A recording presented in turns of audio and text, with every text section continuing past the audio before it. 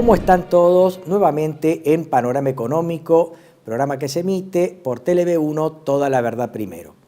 Habíamos hablado en la anterior entrega de Panorama Económico sobre las consecuencias de estos modelos que nosotros llamamos de economía de casino, modelo liderado por deuda o modelo de concentración de renta financiera, fuga y endeudamiento.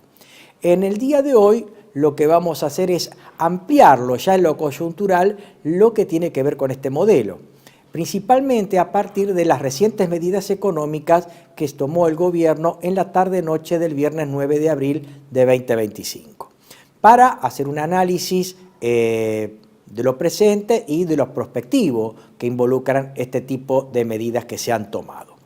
Como decía, entonces, y ya metiéndonos en la cuestión, la tarde-noche del viernes 9 de abril de 2025, el ministro Caputo anuncia una serie de medidas que pomposamente se las indicaron como la eliminación del cepo cambiario, lo que no es otra cosa más que un típico control de cambios. Y lo que tenemos que decir en primer lugar es que tal eliminación del cepo no es tal, el cepo sigue existiendo. La mayoría de estas medidas que anunció el ministro Caputo, en compañía del presidente del Banco Central, Bausili, están extractadas en la comunicación del Banco Central A8226. No la vamos a decir en detalles, vamos a dar grandes lineamientos, ¿no es cierto? En primer lugar, en estas medidas que anunció el ministro y después, mucho más tarde, el presidente de la Nación, en un insólito discurso que da en la noche ya de ese viernes 9 de abril, tendieron a generar un cambio de expectativas porque esta administración estaba pasando por un mal y grave momento. Venía de cerca de 20 rondas cambiarias con pérdidas de reservas muy severas. El Banco Central estaba prácticamente sin reservas para responder y podemos decir que estaba el gobierno cerca de un colapso cambiario y hasta, por así decirlo, bancario, cuestiones sobre las cuales nosotros habíamos advertido en el anterior programa. El riesgo cambiario podía llegar a un riesgo bancario y eventualmente habíamos advertido sobre la posibilidad de un corralito o una mayor intensificación del cepo o hasta un plan Bonex, cosa que también en este caso hubo. En primer lugar, este análisis de las medidas tomadas el 9 de abril la vamos a extractar en 4 ejes que los vamos a ir recorriendo a lo largo de esta entrega. En primer lugar vamos a hablar del cepo, ¿no es cierto? En primer lugar podemos decir que estas medidas tienen algo de positivo. Se eliminó el blend.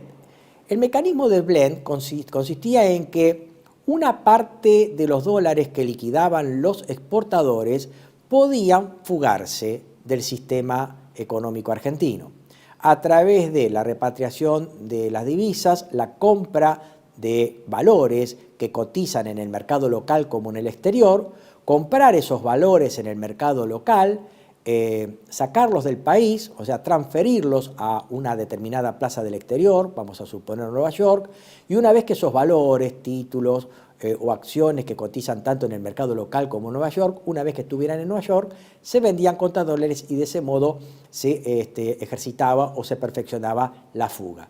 Esto es la típica operación de contado con liquidación. Y obviamente antes del 9 de abril se permitía que una parte de esos dólares que liquidaban los exportadores se fugaran a través de este mecanismo. Bueno, lo que hizo el gobierno es eliminar el blend, cosa que, bueno, podemos decir es algo positivo, una de las pocas cosas positivas que hizo el gobierno entre las medidas que se tomaron. Yendo al cepo, el gobierno anuncia que el cepo había quedado eliminado. En realidad no es así. No es así específicamente para el sector empresarial, porque el sector empresarial sigue con cepo. Lo que se hizo para el sector empresarial es, a los efectos de no generar un shock de demanda que generara una sobrevaluación abrupta del tipo de cambio, lo que los economistas llamamos un overshooting, a los efectos de evitar eso, lo que se hizo con el sector privado es el siguiente. El sector importador había acumulado una gran cantidad de deuda externa privada por algo más de 57.000 millones de dólares, producto de exportaciones que se hicieron y quedaron impagas. El sector exportador entonces tenía que solicitarle los dólares al Banco Central, generando esa importante deuda externa privada que en realidad viene del anterior gobierno, viene de la administración de Alberto Fernández cuando el ministro de Economía era el doctor Massa. Y obviamente esta deuda siguió acumulándose hasta buena parte de esta administración, que ya lleva más de un año en el gobierno. Estamos hablando de cerca de 60.000 millones de dólares. Algunos hablan de 57, otros hablan de 60.000 millones de dólares. No está determinado eso. Lo cierto es que esa deuda existe. También existe un compromiso respecto de aquellas empresas transnacionales que año a año tienen que remesar utilidades al exterior o también royalties o regalías. También se generó una deuda con respecto a esos sectores que tienen que remesar al exterior dividendos, royalties o regalías. Entonces, a los efectos de que estos sectores no presionaran sobre el sector cambiario y generaran un overshooting, lo que se hizo fue otorgarles un bono en dólares llamado BOPREAL. De este modo, la administración ha hecho dos cosas. En primer lugar, ha generado un default selectivo sobre estos sectores, importadores y transnacionales que tienen que remesar utilidades y royalties al exterior. Y por otro lado, no es otra cosa más que la estatización de la deuda externa privada. O sea, se les ha hecho un default selectivo con un plan Bonex, a través de la emisión, en este caso, de la serie 4 del bono BOPREAL, sobre el cual después y sobre algunos detalles técnicos vamos a hablar con más detenimiento más adelante. Entonces, en lo referido a las empresas, el cepo sigue estando tal cual ha venido desarrollándose. Lo único que encontramos como novedoso es que respecto a las empresas que tienen que remesar al exterior utilidades o adquirir importaciones, la novedad es que respecto de la revisión de utilidades se les permite ir al mercado cambiario y comprar dólares para remitirlos al exterior en pago de royalties o regalías o dividendos. Lo pueden hacer a partir del balance de este año. Quiere decir entonces que si las empresas que durante este año cierren balances, para eso sí pueden ir al mercado cambiario y comprar los dólares para remesar esos dividendos, royalties o regalías, pero respecto a los balances en curso este año. Por lo tanto, si una empresa cierra balance el 31 de diciembre este año, puede adquirir divisas para estos fines a partir de enero del año que viene. O si cierran antes, supongamos que una empresa cierre en octubre, algo medio raro, pero puede ocurrir, puede ir al mercado cambiario actualmente para comprar los dólares y remesar dividendos o regalías. En cuanto a las personas físicas, ahí sí encontramos una serie de medidas que no eliminaron el cepo, pero sí generaron una desregulación del mismo. Por ejemplo, una persona física ya no tiene necesidad de ir al dólar MEP para comprar dólares. Una persona física lo que podía hacer es ir a su entidad bancaria con los pesos, comprar bonos contra pesos, hacer un parking de 2 o 3 días y después volver a la entidad bancaria y esos bonos que había comprado contra pesos, venderlos contra dólares y de ese modo terminaba en su caja de ahorro con los dólares por la venta de esos bonos contra dólares, que antes había comprado contra pesos. Esa operación se llama dólar MEP. O también hacer la operación de contado con liquidación, que ya la dijimos al principio de este programa. O también lo que podía hacer era ir a la entidad bancaria y comprar dólar ahorro que en un monto de $200 por persona por mes, ¿no es cierto? Bueno, lo que se hizo respecto de las personas físicas es eliminar el dólar ahorro, o sea, actualmente cualquier persona puede directamente adquirir las divisas de home banking o haciendo una operación en persona en el banco y comprar esos dólares con pesos que tenga en su caja de ahorro. Y directamente entonces se genera el débito en la caja de ahorro en pesos y se genera el crédito en dólares a la cotización del Banco Nacional, la cotización oficial, ¿verdad? Y ya no tiene necesidad de ir al contado con liquidación o al dólar MEP, operación que le resulta más cara porque tiene que pagar comisiones bancarias, ¿verdad? Esto tiene un límite, generalmente se dice, no hay ninguna restricción o límite, sí, existe un límite. El límite consiste en la capacidad de compra que tenga la persona en términos de sus ingresos o de su patrimonio. Entonces existe un límite de tipo patrimonial, ya sea en ingresos o patrimonio, porque si las autoridades de regulación, estoy hablando de ARCA, o la unidad que vigila el lavado de dinero, comprueba que existen operaciones que se han hecho mucho más allá de la capacidad de compra, ya sea vía ingresos o vía patrimonio de esa persona, esto puede ser interpretado como una maniobra de lavado de dinero o de evasión fiscal.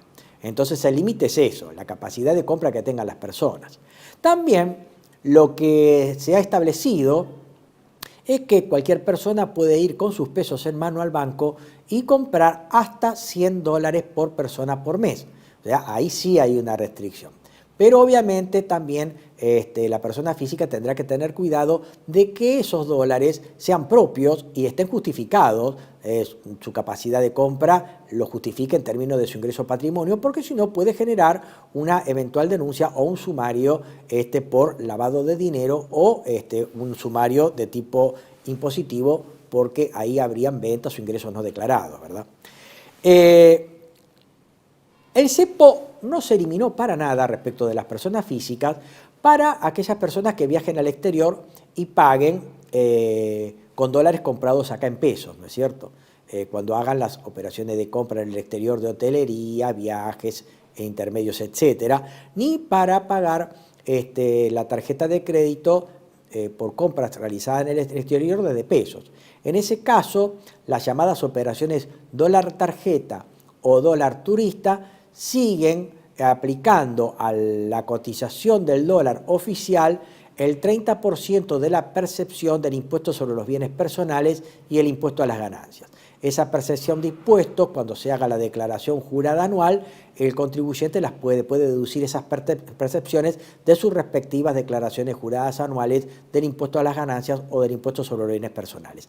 Y si, porque no alcanza el mínimo no imponible, no tributa ninguno de los dos tributos, lo que puede hacer al año siguiente es solicitar el reintegro o repetición. Otra de las medidas que se toman respecto del cepo, se elimina el parking o espera entre la operación de bonos contra pesos y la posterior venta del bono contra dólares.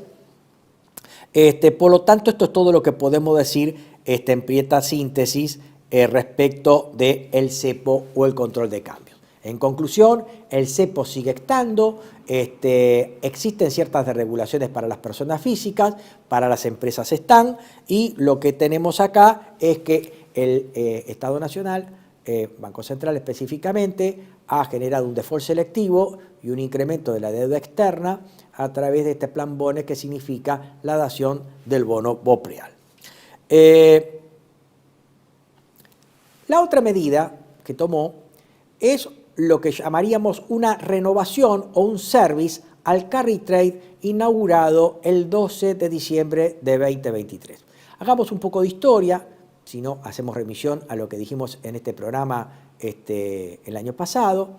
Lo que el gobierno hizo en diciembre, en la tarde-noche del 12 de diciembre de 2023, ni bien asumido este gobierno, fue una devaluación del 118% y estableció una actualización de ese tipo de cambio del 2% mensual a través de un mecanismo de pequeñas devaluaciones llamadas Crowding Peg.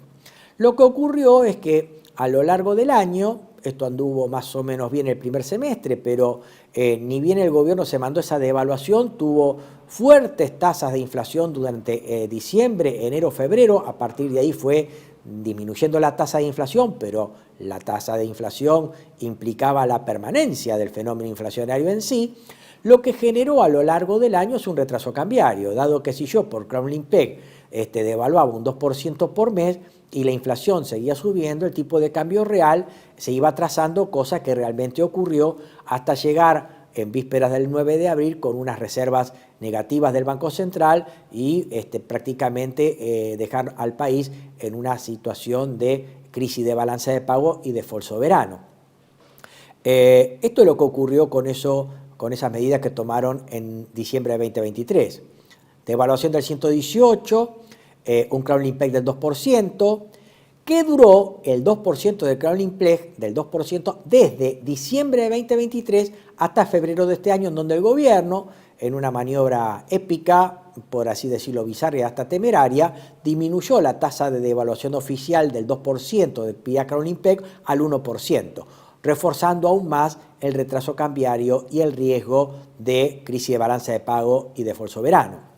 Ahí estaba el gobierno bajo ese esquema de seguro de cambio que con tasas de interés altas, aunque negativas en términos reales frente a la inflación, lo que generó fue una suerte de seguro de cambio que llevó al carry trade. O sea, la gente se deshacía de los pesos, se deshacía de los dólares para hacerse de pesos, se colocaban en instrumentos financieros, por ejemplo, plazos fijos, para después hacer el camino inverso, tomar las ganancias en pesos, ofrecer esos pesos, demandar dólares y tomar una ganancia alta en dólares, pero acumuladas a través de el sistema financiero vía pesos. En eso consistió el carry trade que se inauguró en la economía argentina desde diciembre del 2023 hasta el pasado 9 de abril.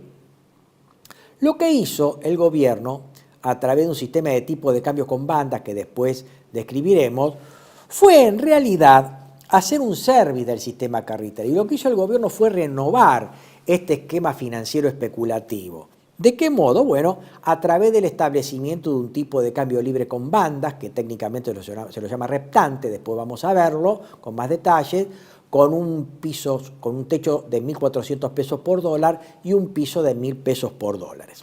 De ese modo, el gobierno termina convalidando, por lo menos en el techo, una devaluación que el mercado ya estaba consolidando en el mercado.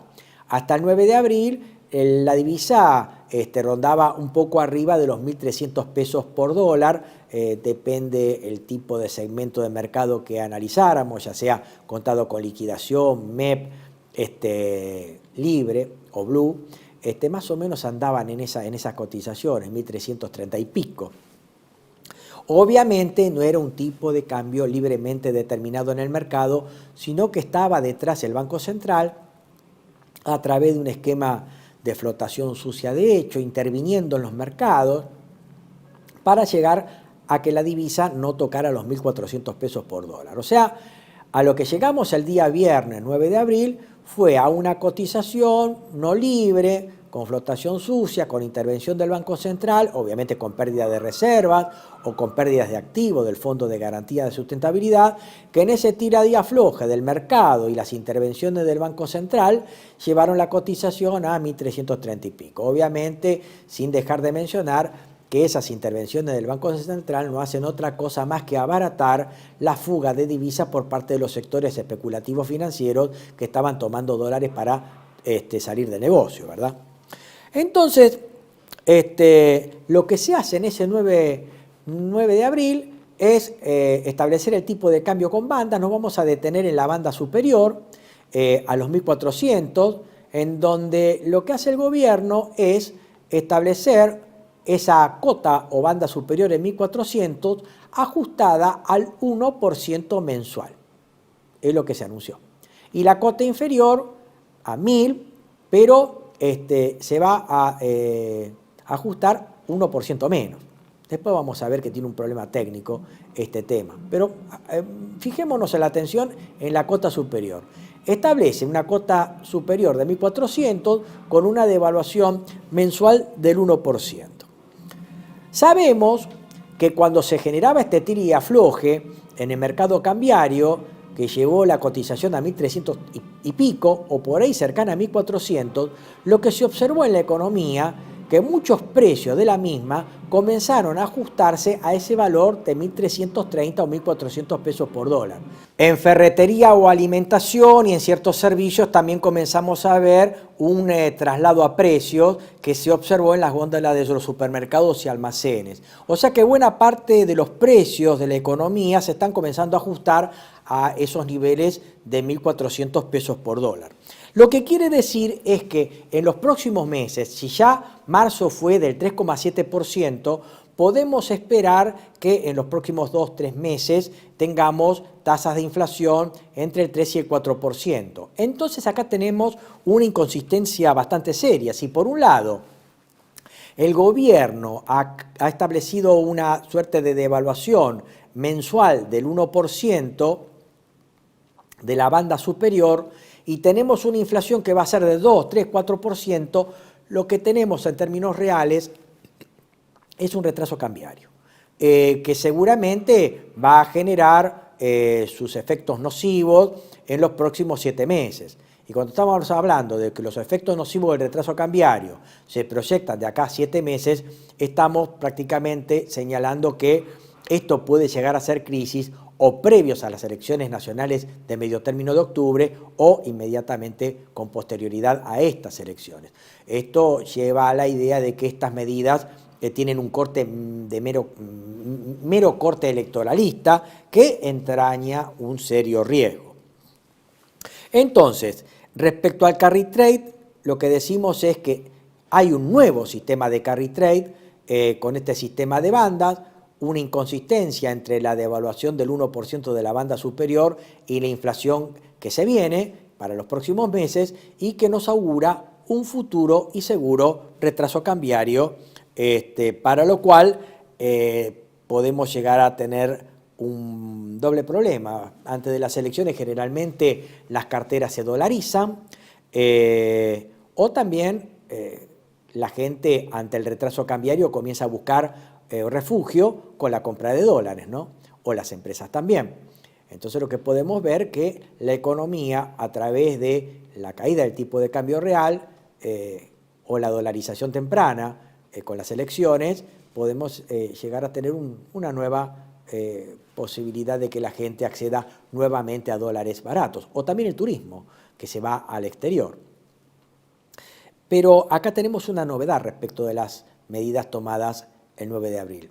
Estas medidas estaban siendo tomadas en el medio de negociaciones con el Fondo Monetario de un préstamo de 20.000 millones de dólares. Es decir, que este esquema esta vez llegan con un nuevo endeudamiento y un blindaje en materia cambiaria. ¿Por qué?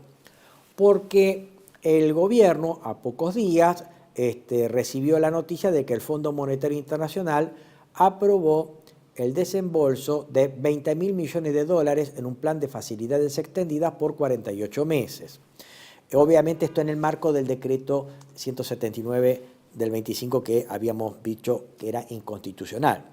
Pero no fue el Fondo Monetario Internacional el único que otorgó un préstamo a nuestro país. Este blindaje es una suerte de vaquita, como decíamos en el anterior envío de Panorama Económico, formado por 20.000 millones de dólares del Fondo Monetario Internacional, cuyo desembolso efectivo fue de 15.000 millones de dólares, más otros organismos de crédito, estamos hablando del Banco Interamericano de Desarrollo y el Banco Mundial, generaron un desembolso de 6.100 millones de dólares, 2.000 millones de dólares por un repo del Banco Central, tenemos que añadir también el incremento de la deuda vía BOPREAL, y también el auxilio del secretario del Tesoro de Estados Unidos, que también prometió una ayuda extraordinaria para que el país pudiera soliviantar eventualmente una situación de crisis internacional. Más que crisis internacional, es nuestra crisis interna provocada por estas políticas de endeudamiento y retraso cambiario.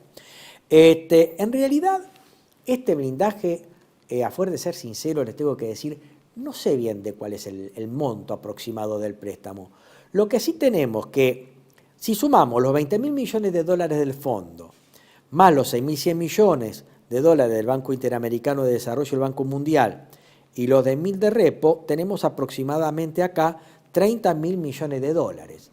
Y como el préstamo que se anunció del secretario del Tesoro de Estados Unidos no tiene un monto, pero bien lo podríamos calcular en 10.000 millones de dólares, podríamos llegar a decir que aproximadamente este nuevo blindaje que toma el gobierno rondaría los 40.000 millones de dólares. Algo similar a lo que ocurrió en el famoso blindaje que anunciara el presidente de la Rúa a finales del año 2000, que fueron algo así como 44.000 millones de dólares. Lo que quiero decir es que esta desregulación del cepo, especialmente destinado al chiquitaje de las personas físicas, que no mueven el amperímetro de las cotizaciones, Y este carry trade nuevo, con este sistema de tipo de cambio con bandas, esta vez se ve reforzado con un blindaje en los términos antes mencionados, sobre el cual después hablaremos sobre su eventual legalidad, tanto desde el punto de vista de nuestro plexo normativo como también de las normas que regulan los préstamos por parte del Fondo Monetario Internacional, ¿no es cierto? O sea que este préstamo genera una especie de disuasión o invitación a los sectores especulativos financieros a que hagan tranquilamente carry trade con activos financieros especulativos locales para después asegurarles que van a poder acceder a los dólares para poder fugar. De hecho, hay algo que también llama mucho la atención. Si ustedes ven o leen los diarios de los últimos 15 días, les reitero que este programa se está emitiendo el último día de abril de 2025, notamos que, por ejemplo, el JP Morgan está aconsejando a sus inversores a posicionarse en activos argentinos tales como bonos, acciones, dado que tienen un seguro de cambio que se anunciará este 9 de abril, ¿no es cierto? Y encima la posibilidad de recuperar esos dólares rápidamente a través de este blindaje que el país tiene. También encontramos algunos colegas, como por ejemplo Salvador Di Stéfano, que es una persona que está diciendo que en este momento lo mejor que puede hacer un ahorrista argentino es desprenderse de los dólares para hacerse de pesos, hacer plazos fijos en pesos y para después volver a dolarizarse y obtener una rentabilidad muy alta en dólares, pero a través de los posicionamientos de activos en pesos, ¿no? Y hasta se ha llegado a ver en la televisión pública a gente que en los programas de la tarde, para el ama de casa o la señora que trabaja en alguna casa como doméstica, puedan también hacer tranquilamente carry trade a costa de el futuro colapso que eventualmente pueda llegarse a venir en la economía argentina. Vamos al cuarto aspecto que tienen que ver con estas medidas. Ya dimos dos, una fue el cepo, la otra fue el rediseño o el service al carry trade, después pasamos por el endeudamiento o blindaje, sobre el que volveremos en unos minutos, y vamos al tema de las bandas, ¿no es cierto? Generalmente en la facultad enseñamos que uno de los sistemas de tipo de cambio es el sistema de tipo de cambio libre con bandas, o reptante también llamados, porque la evolución en el gráfico del tipo de cambio simula al andar de la serpiente repta, ¿no es cierto? Entonces, cuando usted ve un gráfico desde su perspectiva, esos tipos de cambios hacen esto, es como que reptan a través de un túnel formado por las bandas. El sistema de tipo de cambio libre con bandas consiste en que la autoridad monetaria o cambiaria establece una cota superior, una cota inferior, y cualquier movimiento de oferta y demanda de dólares cuyo punto de equilibrio esté entre las bandas no exige intervención por parte del Banco Central. Pero si, por ejemplo, la cotización perfora el techo, generando una devaluación del peso, el Banco Central inmediatamente interviene vendiéndole dólares para que genere una apreciación tal que el punto de equilibrio vuelva a la banda. Y si yo tengo que ante una eventual y abrupta entrada de dólares se perfora el piso generando una apreciación mayor a la anunciada, en este caso si el dólar se va a 800 pesos por dólar, el Banco Central inmediatamente interviene comprando dólares para meter el punto de equilibrio dentro de las bandas. O sea, que entre las bandas libre oferta y demanda de dólares, el Banco Central no interviene. Cuando perfora la cota superior, vende dólares para meterlo entre las bandas. Obviamente la venta de dólares va a implicar una caída de reservas, y si se perfora la cota inferior, se compra dólares, que se ganan reservas, hasta llevar el punto de equilibrio entre las bandas. Esto es lo que dice la teoría. En realidad, de acuerdo a lo que anunció el gobierno, esto no es así. Porque aparentemente el Banco Central va a intervenir Sí es cierto, cuando perfora el techo, cuando perfora el piso, pero cuando está entre bandas porque el gobierno se comprometió con el Fondo Monetario Internacional a incrementar las reservas, por lo menos en lo que resta del año, en el orden de 4.000 millones de dólares. Por lo tanto, lo que puede esperarse es que si la cotización del dólar está al ras de la cota inferior, el Banco Central va a salir a comprar para llevar la cotización a 1.200, 1.250 y de ese modo ganar las reservas comprometidas con el Fondo Monetario Internacional. Por lo tanto, estrictamente no es un sistema de tipo de cambio libre con bandas, sino que permanentemente va a estar regulado por el Banco Central. Obviamente, sí o sí, si perfora la cota superior, perfora el piso, pero entre las bandas el Banco Central va a seguir interviniendo. Hay un problema de inconsistencia. Generalmente se aconseja establecer tipo de cambio fijo o con bandas cuando yo tengo una cotización del dólar que es muy serrucho o histérica, a los efectos de ir disciplinando la cotización a través de las bandas. Lo que yo puedo hacer ante una gran inestabilidad cambiaria que me genera una fluctuación muy electrocardiograma o serrucho del dólar es con las bandas ir disciplinando esas fluctuaciones abruptas y después ir bajando las bandas a lo largo del tiempo para que esas fluctuaciones sean cada vez menores hasta arribar a una situación de tipo de cambio fijo mediante la cual yo habré logrado el objetivo de estabilizar el mercado cambiario. O sea que, en resumidas cuentas, yo puedo establecer un sistema de tipo de cambio fijo o libre con bandas para estabilizar un dólar que se mueve de una manera abrupta e histérica. Para eso, si yo lo que quiero es estabilizar la cotización del dólar, por lo menos a través de las bandas, yo lo que tengo que asegurarme es que esas bandas, desde su perspectiva, vayan cerrándose cada vez más hasta lograr la estabilidad cambiaria. Sin embargo, el gobierno lo que dice es que la cota superior de 1.400 se va a devaluar un 1% por mes, o sea, va a ser esto.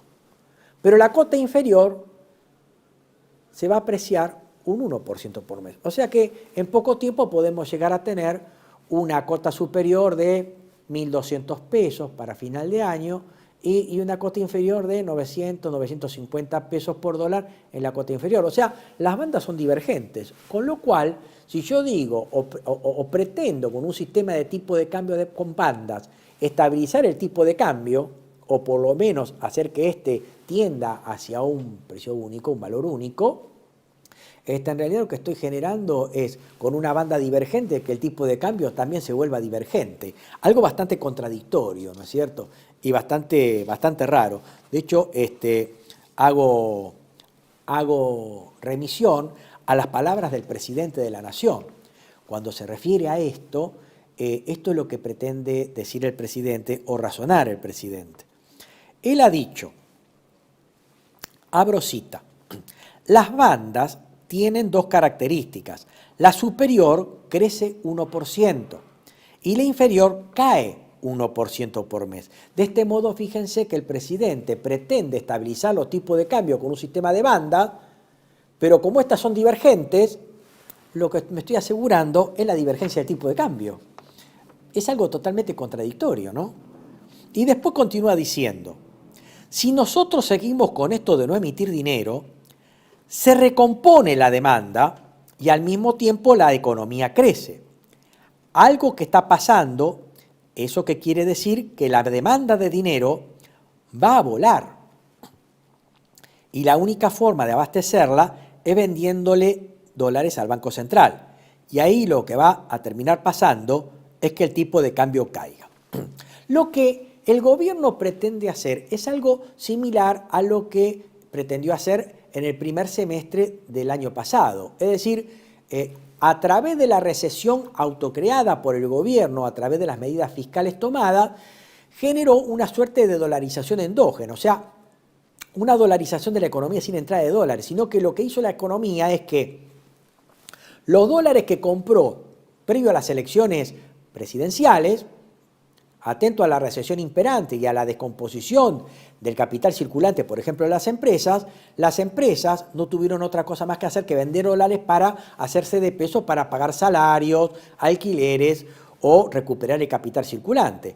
Y las personas físicas que perdieron trabajo o se encontraron en el medio de una recesión sin ingresos en pesos, lo que habían tenido que hacer es desarticular los ahorros en dólares que habían hecho previo a las elecciones, ofrecer dólares para hacerse de los pesos para pagar los gastos de vida. Eso es lo que fue la llamada dolarización endógena, ¿no es cierto?, que corrió a la par de la inflación en dólares que se generó en buena parte del año pasado y cuyo mecanismo en su momento describimos en la anterior entrega de Panorama Económico. Entonces fíjense que el gobierno apuesta nuevamente a generar una dolarización endógena en la economía a través de que la gente sin pesos o las empresas sin capital circulante vayan al canuto que tienen en dólares, vendan los dólares y se hagan de pesos para pagar los gastos corrientes. De hecho, en el día de hoy o en esta semana, se están por anunciar una serie de medidas para que la gente pueda pagar en dólares transacciones corrientes, comunes. O sea, lo que el gobierno está tratando de hacer es que sea indistinto pagar en pesos o en dólares, generando una suerte de sistema bimonetario regulado, en donde usted puede pagar tanto en pesos como en dólares, porque se supone que la gente se va a habituar a finalmente pagar en dólares. Pero acá hay un dato no menor que viene del siglo XVI, ¿no es cierto? Se están por anunciar una serie de medidas para que la gente pueda pagar en dólares. Tengamos en cuenta eso. En un esquema en donde circulan pesos y en donde se pretenden que circulen dólares. Entonces la primera pregunta que me hago es de tipo operativo. ¿La gente va a estar dispuesta a pagar compras menores por dólares? Lo dudo por la siguiente razón. La mayoría de los billetes que circulan en Argentina en dólares son de 100 o de 50 eventualmente. O sea, en resumidas cuentas, compras chicas es complicado que se hagan porque no hay cambio chico en dólares. Y el problema va a estar en las cotizaciones, las distintas cotizaciones que ofrezca el gobierno, que ofrezcan los comercios. ¿Cuál es la cotización de conversión?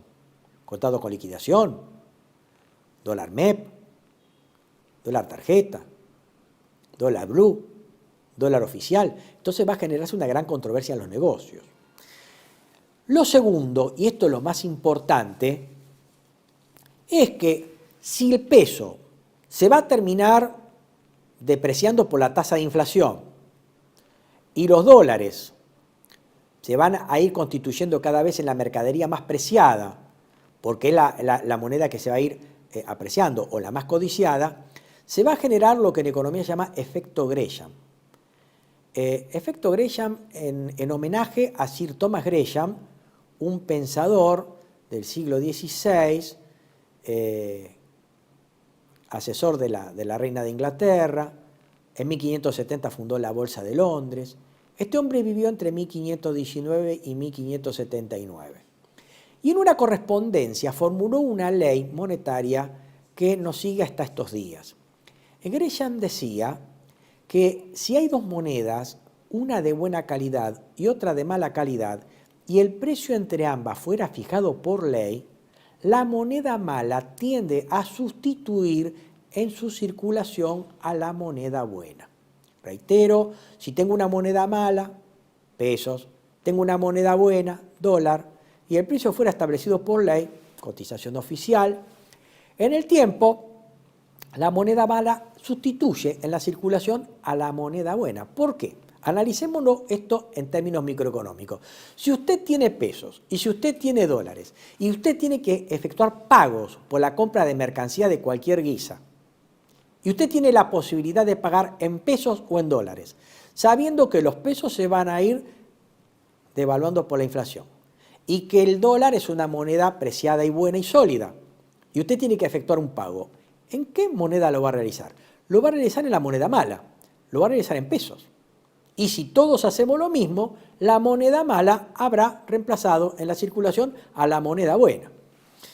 Por lo tanto, lo que podemos esperar en los hechos es que estas medidas que va a anunciar el ministro para que la gente libremente pueda pagar en pesos o en dólares, lo que va a ocurrir en realidad es que ciertas transacciones que tradicionalmente se hacen en dólares seguirán haciéndose en dólares y que otras no. No creo que usted se compre un paquete de caramelos o un kilo de carne pagando con dólares. Lo va a hacer con la moneda que tradicionalmente lo hace, que son los pesos. Y si usted va a comprar un automóvil o una cochera o un inmueble, ahí sí va a utilizar los dólares como son los usos y costumbres de plaza en nuestro país, ¿no es cierto?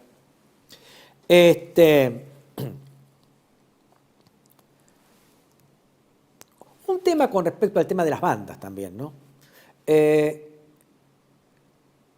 ¿Quiénes pueden llegar a estar interesados en que la cotización llegue a la banda superior de 1.400 pesos por dólar? ¿Y quiénes pueden llegar a estar interesados a que el dólar llegue a la cota inferior de 1.000? Y ahí tenemos un problema, una puja distributiva o una puja de intereses. El dólar a 1.000, ¿a quién le conviene? Y por ahí le conviene al sector importador, porque está consiguiendo dólares muy baratos para reponer sus bienes. Imagínense un negocio de computación o que trabaje con bienes importados o con insumos claves importados. Si el dólar se acerca a 1.000, seguramente lo que va a generar es una gran afluencia de importadores para importar o adelantar importaciones a esa cotización. Pero quienes también están interesados a que el dólar llegue a 1.000 son aquellos argentinos que veranean en el exterior, porque van a poder abaratar sus gastos turísticos al exterior. Y por lo tanto estamos a las puertas de lo que ocurrió el año pasado, cuando buena parte de los ahorros que se pretendieron hacer en dólares se fueron por la balanza turística para financiar turismo en el exterior de argentinos o compra de argentinos en el exterior que se fueron, por ejemplo, a Chile a comprar celulares o equipos de audio o de televisión.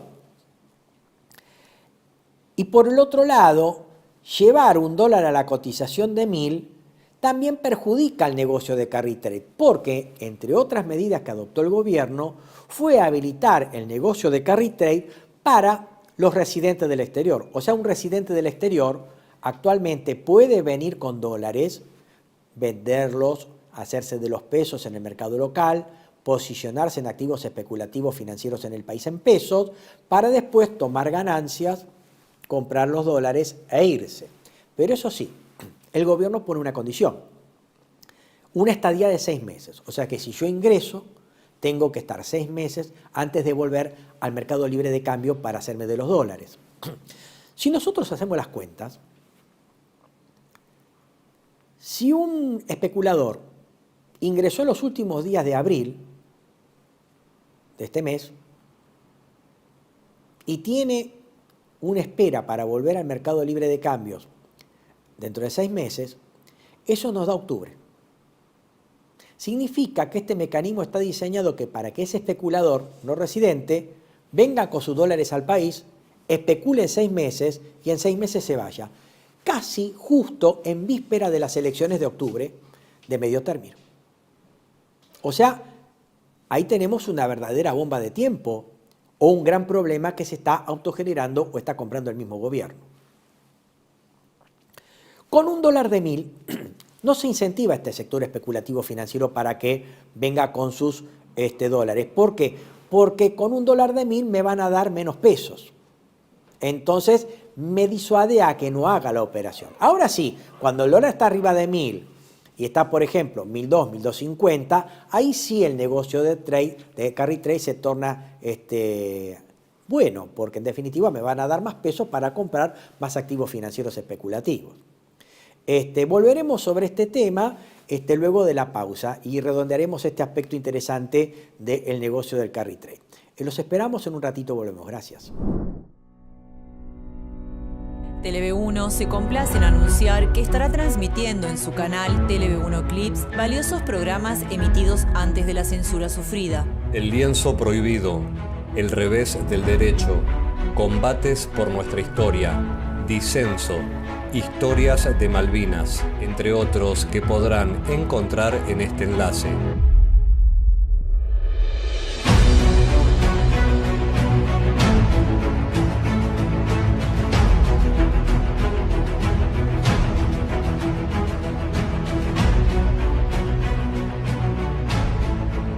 Agradecemos su aprovechamiento y difusión.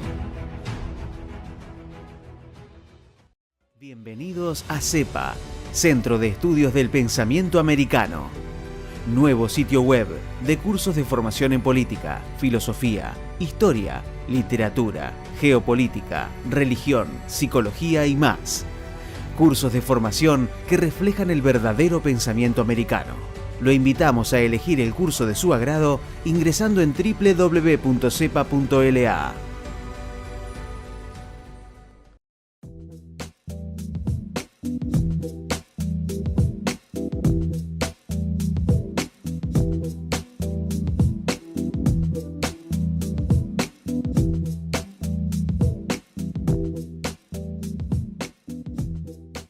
Decir siempre la verdad primero tiene un precio. Dependemos de tu ayuda. TLV1, toda la verdad primero.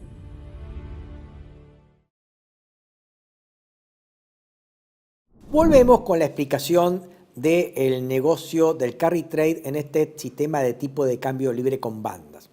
Estábamos diciendo que el gobierno estableció un sistema de tipo de cambio con bandas, con una cota superior o techo de 1.400 pesos por dólar y una cota inferior de 1.000 pesos por dólar.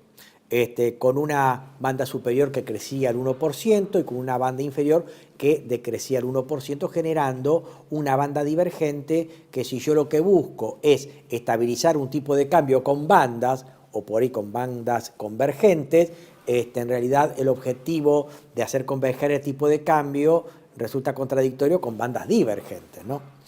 Pero habíamos dicho o tratado de describir la tensión que se está viendo en los mercados actualmente con estas bandas. Habíamos dicho que la cotización, en la medida que se acerque a 1.000 pesos por dólar, iba a generar por parte del gobierno una corriente compradora de dólares para incrementar las reservas para cumplir con las promesas que se había hecho con el Fondo Monetario Internacional de acumular reservas, en el orden de más o menos 4.000 millones de dólares en el año. Pero el problema es que la banda del 1.000 generaban dos riesgos. Obviamente, una mayor apreciación cambiaria. ¿Y por qué digo una mayor apreciación cambiaria? Porque antes de tomarse las medidas el 9 de abril, la cotización oficial del dólar era más o menos, vía Banco Central o vía Banco Nación, de 1.100 pesos por dólar. Al establecer una banda de 1.000, se refuerza una mayor apreciación a la que venía sosteniéndose desde la banca oficial hasta el 9 de abril.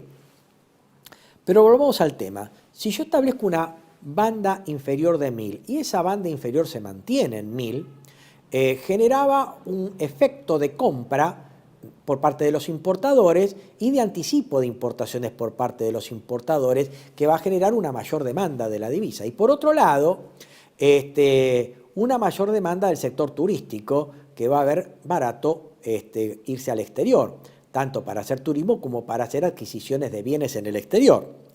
Y también decíamos que en este negocio del carry trade una cotización de 1.000 pesos por dólar tampoco incentivaba a los residentes del exterior para que vinieran a hacer operaciones especulativas al país con un dólar de 1.000. Y antes bien esperaban que la cotización subiera por lo menos a 1.200, 1.250. En la otra punta de la atención están los productores agropecuarios o quienes venden en el exterior granos o aceites. Ellos quisieran llevar la divisa a 1.400 pesos por dólar. Recuerden que el sector agropecuario había recibido una baja transitoria de retenciones que va a terminar en julio. Por lo tanto, lo que esperaba este sector antes de la medida del 9 de abril era que, por una parte, la baja de las retenciones se sumara una devaluación de la divisa. En ese caso, el negocio iba a ser redondo. Iban a liquidar los granos y los aceites con bajas retenciones y, por otro lado, con un mayor tipo de cambio, o sea, con un peso devaluado. Y podríamos sumar si en los mercados del exterior subían la cotización de los commodities, cosa que no está ocurriendo. Pero el sector productor de granos y aceites o el vendedor de estos productos se encontró con una sorpresa. La sorpresa es que las retenciones siguen bajas, pero hasta julio. Pero por otro lado, no se generó un acercamiento del tipo de cambio a los 1.400. Antes bien, la divisa está cercana a los 1.000. Entonces, de ese modo, lo que nos observamos es que el sector que produce, vende granos y aceites, no está vendiendo. Y entonces ahí viene la advertencia del gobierno, dicho de la boca misma de Milei, diciéndoles: aprovechen ahora a liquidar, porque la baja de retenciones termina en junio. Y entonces van a tener más retenciones. Lo que llamativamente se ve es que esta cotización tendiente a 1.000 aparentemente es pretendida por el gobierno. Primero, para aumentar las reservas. Se dice que el Banco Central todavía no está comprando, pero por otro lado, para presionar al sector agropecuario para que liquide ya. Ahí tenemos una tensión y un tira y afloje que obviamente no está bien recibido por el sector vendedor de estos productos, tanto de aceites como de granos, ¿no?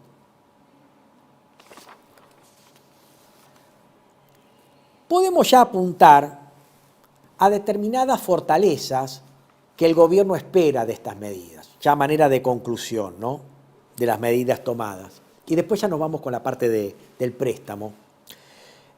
El gobierno lo que espera, el esquemita que espera el gobierno, es que la situación internacional se aquiete, que la guerra de aranceles entre en una tregua, que se estabilicen o crezcan los precios de los commodities que nosotros exportamos, estamos hablando de granos, aceites, gas, petróleo, litio, etcétera, y que el gobierno, aparte de esto que es totalmente exógeno, cuente con un respaldo, una ganancia de reputación, producto del alineamiento que nuestro país está teniendo con Estados Unidos y del espaldarazo geopolítico que está teniendo nuestro gobierno por parte del Fondo Monetario Internacional. Este respaldo por pinzas de la economía internacional, si entra en una etapa de estabilización y aumento de los commodities, también por ahí se apuesta a una baja de la tasa de interés, una mayor liquidez internacional para que el país pueda renegociar o tomar nuevos préstamos, y el apoyo geopolítico de Estados Unidos y del Fondo Monetario Internacional, augurarían que si estas medidas son exitosas, mantengan a raya la tasa de inflación y la cotización del dólar, lo cual, ante el efecto rebote de gato muerto, con ciertos indicadores que se van para arriba en la economía nacional, tales como algunos aspectos vinculados con el consumo, generen una especie de primaverita o una especie de auge que, bien vendido por los operadores de redes sociales del gobierno y los periodistas afines al gobierno, le permitan llevar de manera exitosa las elecciones próximas a este gobierno. Eso es un poco lo que espera este gobierno. Obviamente, la cuestión no la veo tan favorable, atento a lo que venimos desarrollando en este programa y en otras entregas de Panorama Económico. Lo que tenemos, sí, ahora ya nos metemos en la cuestión del préstamo, es que este respaldo del gobierno de Estados Unidos se ve de una manera directa, clara, prístina y hasta, por así decirlo, agresiva por parte de Estados Unidos, quien en un viaje que no fue una recorrida, no fue una gira, fue un viaje directo a Argentina, hizo el secretario del Tesoro de Estados Unidos, Scott Bessent, que vino acá Bessent para respaldar al gobierno en este blindaje hecho, en el cual evidentemente también se comprometió a que si el país lo necesita, el secretario del Tesoro estaría dispuesto a autorizar un préstamo para el país. Esto tiene antecedentes, cuando ocurrió en el año 1995 el efecto tequila con México, también se generó un salvataje en época de Clinton el gobierno mexicano, ¿no es cierto? A través de un programa que se llama Exchange Stabilization Fund, que es una especie de fondo que se le brinda a ciertos países cuando tienen problemas financieros. Esto se hizo en el año 1995 para México y también en el año 2002 para Uruguay. Recuerden que con nosotros estalló la convertibilidad en el año 2001-2002, contagiamos a Uruguay y Uruguay también casi entra en una crisis cambiaria bancaria y eso disparó la ayuda de Estados Unidos al gobierno de la República Oriental del Uruguay. Ínterin también China renovó 5.000 millones de dólares del swap, lo cual también generó cierta preocupación del gobierno norteamericano, en donde, entre otras cosas, se ha sugerido que nuestro gobierno cancele cuanto antes el swap con China. Una manera de sacar del Cono Sur, o por lo menos de Argentina, de los intereses chinos, para que Estados Unidos tenga una presencia única y exclusiva en nuestro país.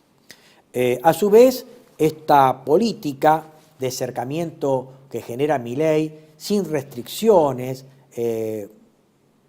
otorgando una verdadera claudicación en la soberanía nacional en muchos aspectos, ya lo veremos, también está generando para Estados Unidos un efecto de demostración para los otros países de la región, en donde nuestro país actualmente está siendo presentado ante los países latinoamericanos y ante otros del mundo como un buen alumno, como un alumno ejemplar, con un alumno que está tomando políticas democráticas, liberalizadoras, de mercado, de privatizaciones, de desregulación, que deberían ser ejemplos para todo el mundo y para toda la región, y eso hace a nuestro país merecedor de la ayuda del Fondo Monetario Internacional y también de Estados Unidos, a los efectos de que los otros países también adopten posiciones similares o semejantes a la de Argentina, ¿no es cierto?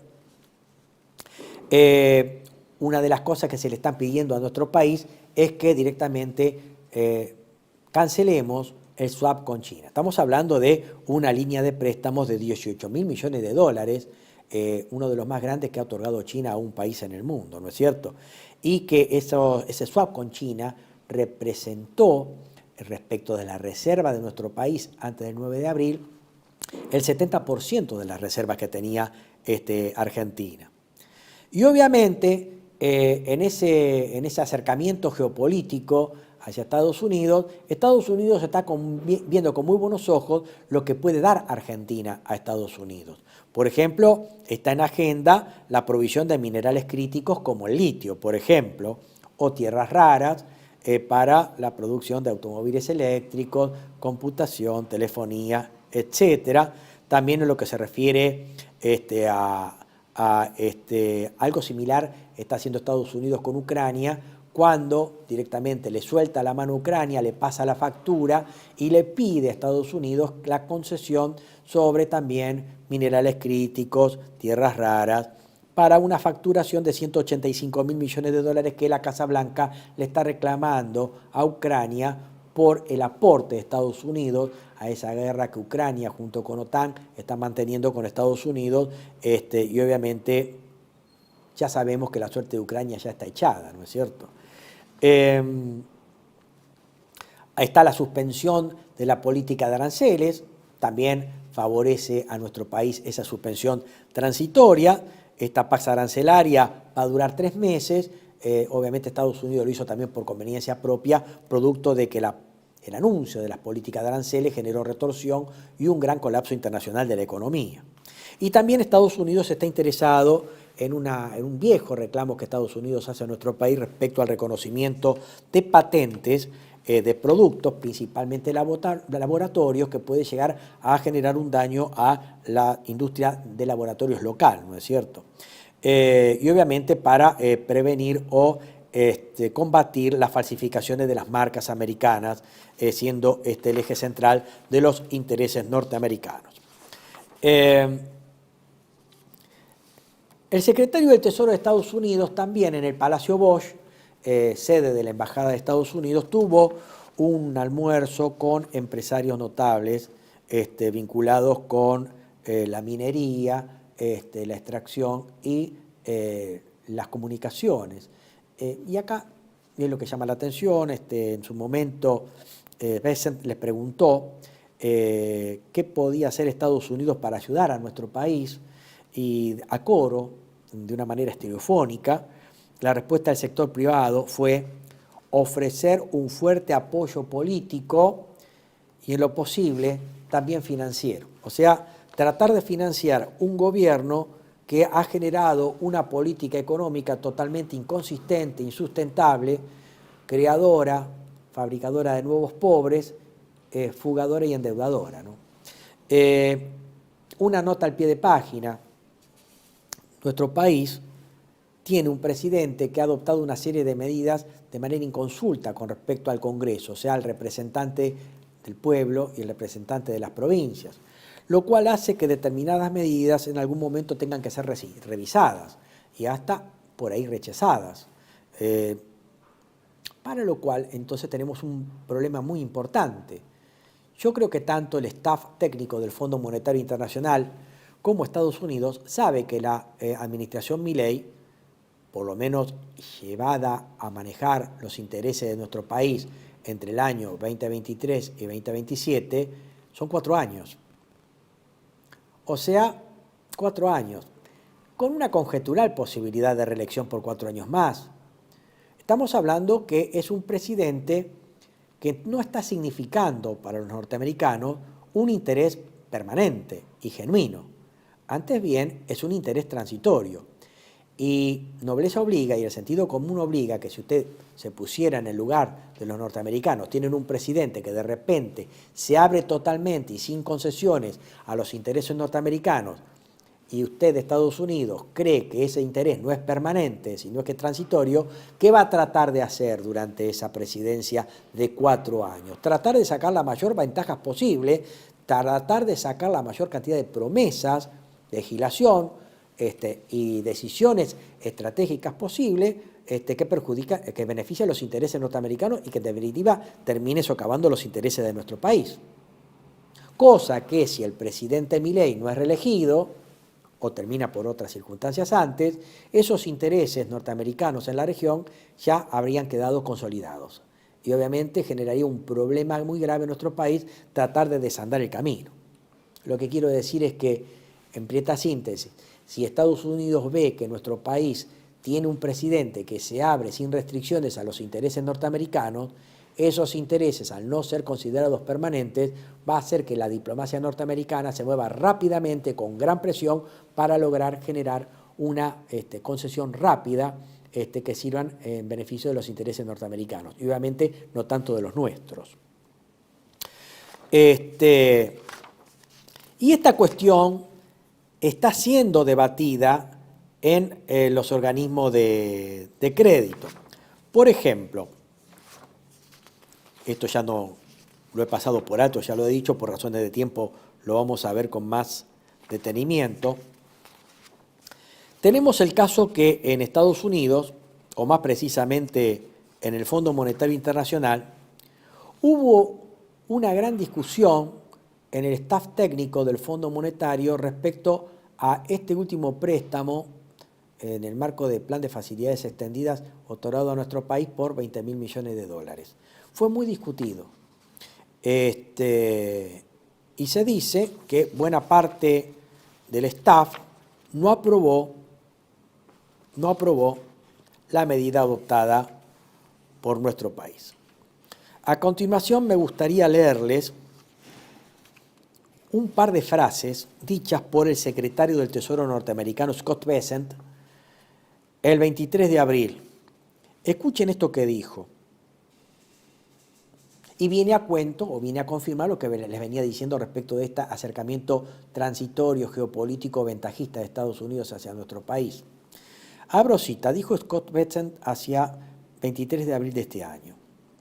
Argentina es un buen ejemplo. Estuve en Argentina a principios de este mes para demostrar el apoyo de Estados Unidos a los esfuerzos del Fondo Monetario Internacional para ayudar al país a reestructurarse financieramente. Argentina merece el apoyo del Fondo Monetario Internacional porque está logrando avances reales en el cumplimiento de los parámetros financieros. Más tarde dijo, cuando se realizan de forma responsable, los préstamos del Fondo Monetario Internacional son fundamentales para su contribución a la economía mundial. Cuando los mercados fallan, el Fondo Monetario Internacional interviene y facilita los recursos. A cambio, los países implementan reformas económicas para resolver sus problemas de balanza de pagos e impulsar el crecimiento económico. Las reformas emprendidas durante estos programas son algunas de las contribuciones más importantes del Fondo Monetario Internacional a una economía mundial sólida, sostenible y equilibrada. Pero más tarde aparece esta frase que es lapidaria. Scott Bessent dice, pero no todos los países lo merecen. El Fondo Monetario Internacional debe exigir responsabilidades a los países por la implementación de reformas económicas y a veces el Fondo Monetario debe decir que no. La organización no tiene la obligación de prestar a los países que no implementan reformas. La estabilidad económica y el crecimiento deberían ser los indicadores de éxito del Fondo Monetario Internacional, no la cantidad de dinero que presta la institución. Si Argentina lo necesita, en caso de un shock externo, y si Milei mantiene el rumbo, estaríamos dispuestos a utilizar el FSE, dijo Bessent. Y obviamente más tarde, Kristalina Georgieva, la directora ejecutiva del Fondo Monetario Internacional, resaltó los resultados positivos de nuestro país. Y dijo, estas son frases textual de ella, dice: hay una oportunidad muy importante para Argentina en un mundo hambriento por lo que la Argentina produce, tanto en agricultura como en minerales, mineros, gas, litio. Más tarde dice, ahora el país no está solo, estamos allí, la Banca Mundial está allí, la Banca Interamericana de Desarrollo está intensificando su presencia. Un empeoramiento del ambiente mundial que afectara en igualdad de condiciones también impactará negativamente a Argentina. Domésticamente el país tendrá elecciones, como saben, en octubre, y es fundamental que no descarrile la voluntad de cambio. Hasta ahora no vemos que ese riesgo se materialice, pero insto a Argentina a mantener el rumbo. Hoy tendremos un debate global. Y Federico, se refiere a Sturzenegger, va a ser uno de los expositores para hablar sobre regulación inteligente. Cómo hacer la economía más vibrante sin ser un obstáculo para las iniciativas privadas. A continuación vamos a ver dos videos. Uno en el que Kristalina Georgieva más o menos expresa esto. Por otra parte, da un apoyo electoral al Fondo Monetario Internacional, apartándose del código de ética de los funcionarios del Fondo Monetario Internacional, respalda a este gobierno, hace campaña electoral para este gobierno, lo que nos lleva a pensar que este préstamo es un préstamo electoral para que este gobierno lleve con éxito a las elecciones de medio término. Y después, en otro video, vamos a ver a el ministro Sturzenegger hablando de la motosierra y regalándole a la directora del Fondo Monetario Internacional un pin con una motosierra, lo cual nos hace pensar ya y concluir de una manera prístina de que el Fondo Monetario se está entrometiendo en asuntos internos de nuestro país, ha otorgado un préstamo fuera de los estatutos del Fondo Monetario Internacional para nuevamente generar un respaldo electoral a nuestro país de cara a una elección de diputados y de senadores de medio término. Si el señor director nos ofrece esos dos videos, a continuación los proyectamos. Gracias. Domestically, the country is going to go to elections, as you know, in October, and it is very important that they don't derail the will for change. So far, we don't see that. We don't see that risk materializing, but I would urge Argentina, stay the course. I need to get off protocol for a second, if you allow me. Okay, so we love off protocol. We work in the Minister of Deregulation and State Reform, and then our symbol is this pin, which is a chainsaw. Okay, so we wear proudly this chainsaw pin, which paid with our own money and not with government money, just I want to clarify. And as a big supporter of the Argentina program, I want to give as a gift to the MD Thank you. Chainsaw pin. Okay. Thank It's not you as very big. much. It's not as big as I'll the tell one you, that- I prefer the pin to the real thing. Thank you. Thank you. Great. Okay, we're under a minute. If everyone could just say their number one goal, Thank you. economic goal over the next year. We're putting the pin on. Oh, the pin. We're putting Okay. the pin. You know, for last. My concern is not so global as for the MT, it's on Argentina, and I want Argentina to surprise again with an even larger fiscal surplus than we had last year. So that would be what I would like. I'm wearing this pin. With this promise, I'm putting the pin. Una vez que hemos visto este video, nos queda otra conclusión que llegar a la idea que en su momento, hace mucho lo habíamos visto en este espacio o en algún reportaje que tuvimos con Juan Manuel Suárez Pinto, de que el préstamo es geopolítico, no tiene nada que ver con la situación del país como socio del fondo, y fue un préstamo otorgado fuera de lo que dicen los estatutos del fondo y con un involucramiento más allá de lo debido de las autoridades del fondo cuando en algún momento van a tener que responder por esta falta de responsabilidad. El préstamo fue político, el préstamo fue geopolítico. Y no es la primera vez que ocurre, porque cuando durante la administración Macri, Christine Lagarde, titular del Fondo Monetario Internacional, y cuando era presidente Donald Trump en su primera presidencia, también se otorgó un préstamo de esta misma naturaleza, de tipo político o geopolítico. Entonces, en su momento no se dijo nada, habían rumores, pero finalmente fueron confirmados.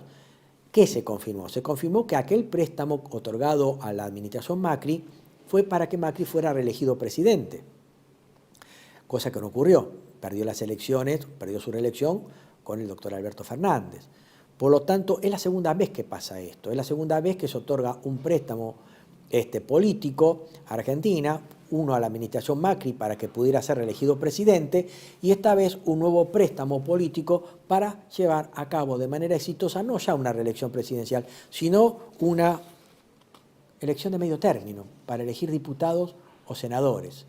Sobre esta cuestión seguramente vamos a ampliar más adelante respecto a qué papel va a tener que tomar nuestro país al momento en que este gobierno finalice su mandato, y también evaluar la responsabilidad del gobierno o de sus colaboradores respecto a las consecuencias que va a tener este tipo de maniobra, ¿verdad? Esto hizo mella en la señora Cristalina Georgieva, a tal punto que a los pocos días, el día siguiente, se conocieron declaraciones de la directora del fondo, Cristalina Georgieva, en donde salió a moderar el tono de esas declaraciones que habíamos visto en el video, y llegó a decir que las elecciones son para los argentinos, no para nosotros. Sin embargo, lo que dijo ya lo dijo, y el PIN se lo puso también, ¿no es cierto? Hay que recordar, recién lo vimos, que en un hecho inusual, yo diría inédito, Sturzenegger, el famoso ministro de Desregulación y Transformación del Estado, le regaló a Georgieva un pin que ella aceptó y se lo colgó en su solapa, ¿no es cierto?, como ustedes han visto. Símbolo del plan de ajuste y del recorte estatal llevado a cabo, obviamente, entre risas y jauja de la directora del fondo. A ello se agrega que en reemplazo de la generala del Comando Sur de Estados Unidos, Laura Richardson, vino, esta vez está pendiente, está en agenda, la visita de Alvin Hoxley, también el nuevo titular del Comando Sur de Estados Unidos, en donde Estados Unidos acá ya está mostrando claramente su interés no solamente de sacar a China de Argentina, de la economía argentina, sino también de hacerse cargo de algunos aspectos geopolíticos del país, como por ejemplo la comunicación de los dos océanos, Pacífico y Atlántico. Obviamente acá tenemos un denominador en común entre la generala Richardson y Hoxley, que es la visita a Ushuaia. Y en este caso, la visita no solamente involucra maniobras conjuntas con nuestras Fuerzas Armadas, sino también el propósito de Estados Unidos de fortalecer la asociación estratégica entre Estados Unidos y Argentina. Y obviamente esta es la parte que está detrás de la ayuda económica también de Estados Unidos, la presencia de Estados Unidos en territorio argentino. Obviamente esto también es una condición para que Estados Unidos refuerce la ayuda económica a nuestro país. Habíamos dicho que el reciente préstamo otorgado por el Fondo Monetario Internacional a la Argentina por $20.000 millones, esta vez generó un fuerte debate dentro del staff técnico de Estados Unidos. De tal suerte que 25 de abril salió publicado que la agencia, un informe de la agencia Bloomberg, o sea, estamos hablando de la agencia Bloomberg, un importante medio periodístico sobre temas de finanzas internacionales, con una gran reputación en el mundo, salió un informe que reveló que la mitad del directorio del Fondo Monetario Internacional se oponía al nuevo préstamo a la Argentina, pero Donald Trump y Kristalina Georgieva presionaron para que lo aprueben. Se habla que alrededor de la mitad de los 25 miembros del staff técnico del fondo se habría opuesto a este nuevo préstamo, porque se destaca que hubo muchas señales de que Argentina recibió un trato especial y que este acuerdo fue impuesto por la dirección del fondo, o sea, la dirección política, nombre y apellido Kristalina Georgieva. Incluso se dice que algunos quedaron con la sensación de que la decisión estuvo más motivada por la política, lo que sembró preocupación por el precedente que se ha sentado. Continúa este informe de Bloomberg firmado por Manuela Tobías y Eric Martin. Se habla también de que Kristalina Georgieva, la directora ejecutiva del Fondo Monetario Internacional, habría tenido reuniones con los funcionarios técnicos contumaces o que se oponían al préstamo de Argentina, cosa que fue tomado como una especie de apriete o presión para que aprobaran dicho préstamo. También lo que se observa, esto no es nuevo, porque si ustedes recordarán, tiempo atrás también hubo un funcionario del Fondo Monetario Internacional que fue señalado por el presidente de la Nación y apartado de las decisiones del fondo respecto a nuestro país. Dentro de los miembros del staff del organismo, un miembro que fue desplazado tiempo atrás había sido el chileno Rodrigo Valdés, que era director del hemisferio occidental y que Milei lo señaló como un responsable de que el fondo tuviera un comportamiento hostil hacia nuestro país. Ahora, al desplazamiento de Valdés también se agrega un mayor ímpetu e entusiasmo de Kristalina Georgieva para con el staff técnico del organismo para que aprueben el préstamo. Y a su vez también lo que también se va notando es que la señora Guita Gopinath también está tomando distancia de el posicionamiento que el Fondo Monetario Internacional está teniendo hacia nuestro país. También vamos a ver en la cara porque es muy importante tenerla en cuenta, la economista turca Seyla Parsavasioglu, ahí tenemos la imagen de la colega, es la directora del Departamento de Estrategia del Fondo Monetario Internacional, no quiso firmar el nuevo crédito porque ella se refirió a riesgos excepcionales y a la eventualidad de que nuestro país, según ha reconocido, hace que nuestro país haga que esta deuda resulte impagable, ¿no es cierto? Esto es un poco lo que aconteció alrededor de este préstamo otorgado a nuestro país. A eso tenemos que aclarar que este crédito representa para nuestro país el 1.263% de su cuota como socio del fondo. O sea, este crédito es excepcional. Reitero, este préstamo representa el 1.263% de la cuota que nuestro país tiene como socio del Fondo Monetario Internacional, algo totalmente exagerado y exorbitante. Todo esto en el marco, o se dio en el marco, del decreto 179/25, que mencionáramos en anteriores entregas de Panorama Económico, que es un decreto de necesidad de urgencia que es inconstitucional, por la sencilla razón de que si usted va al artículo 75 de la Constitución Nacional, en su inciso 4, dice que es facultad inclusiva del Congreso contraer empréstitos sobre el crédito de la nación.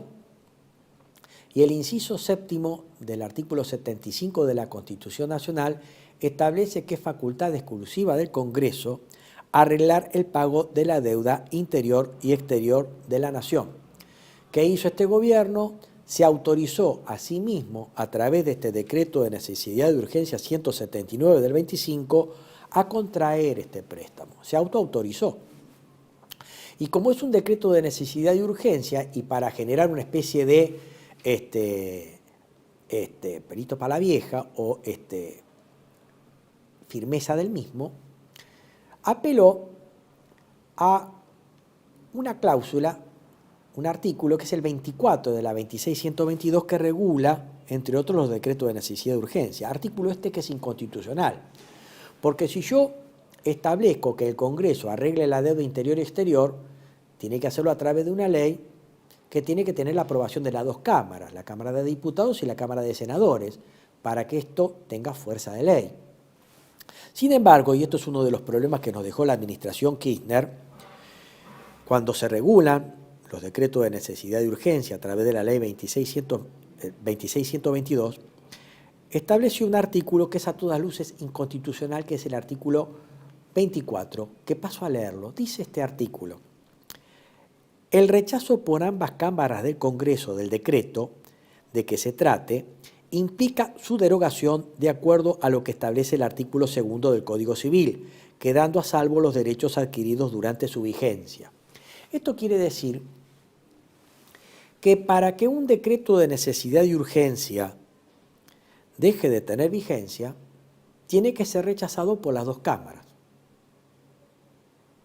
Lo que está en entre líneas y lo que ha hecho el gobierno es someter este decreto de necesidad y urgencia al tratamiento de una cámara, y si esa cámara lo aprueba, el decreto queda vigente, salvo que en una etapa ulterior se dicte la inconstitucionalidad por parte de la Corte Suprema de Justicia de la Nación, cosa que veo verde, ¿no?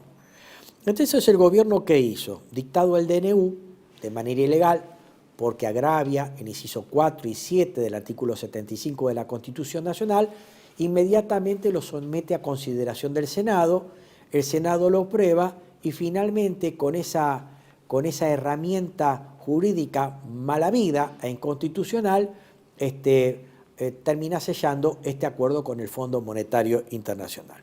Cuestión que el fondo lo tiene en cuenta, sobre todo por parte de buena parte del staff técnico que se negaba a aprobar el acuerdo. Para finalizar entonces, debemos tener en cuenta que estas decisiones tomadas por el Poder Ejecutivo son autoautorizadas, inconsultas por el Congreso, y obviamente son de dudosa constitucionalidad y pueden llegar a generar la reversión de estas medidas o por lo menos su juzgamiento. Y el presidente deberá responder por esto, eventualmente, junto con sus colaboradores, en los términos del artículo 29 de la Constitución Nacional, que data de 1853 y establece una clara definición de lo que regula y una clara y durísima pena para quien verifique esa imputación penal. Artículo 29 de la Constitución Nacional, y también a los efectos de despegar la responsabilidad del país ante estas inconsultas medidas e ilegales medidas, tenemos también el mecanismo previsto en los artículos 53, 59 y 60 de la Constitución Nacional. Sobre estas cuestiones seguramente hablaremos más adelante en las próximas entregas de Panorama Económico. Espero esto haya sido del agrado de todos ustedes, espero que esto haya sido útil, espero no haberlos agobiado con tantos datos. Hemos preparado por ahí un programa mucho más coloquial, no tanto gráfico, no tanto estadística. Prometemos por ahí volver a esa rigurosidad más adelante. Esto es un poco lo que tenemos hasta el momento y bueno, lo que podemos esperar es que Dios nos acompañe, ilumina nuestro país y bueno, es todo lo que podemos decir hasta el momento. Nos vemos en la próxima entrega de Panorama Económico, no sin antes agradecer, no lo puedo hacer personalmente uno por uno, pero agradecer las muestras de afecto, las muestras de apoyo y las felicitaciones dadas por la gente que nos sigue y bueno, modestamente tengo que agradecerles y esto nos da mucha fuerza para continuar en en esta empresa en la cual somos muy poquitos, pero estamos convencidos que vamos por el buen camino, o por lo menos estamos dando testimonio de lo que no debemos hacer como país, porque otro país y otra Argentina, gracias a Dios, es posible. Que Dios nos acompañe y nos tenga en su mano. Nos vemos en la próxima entrega de Panorama Económico. Los esperamos.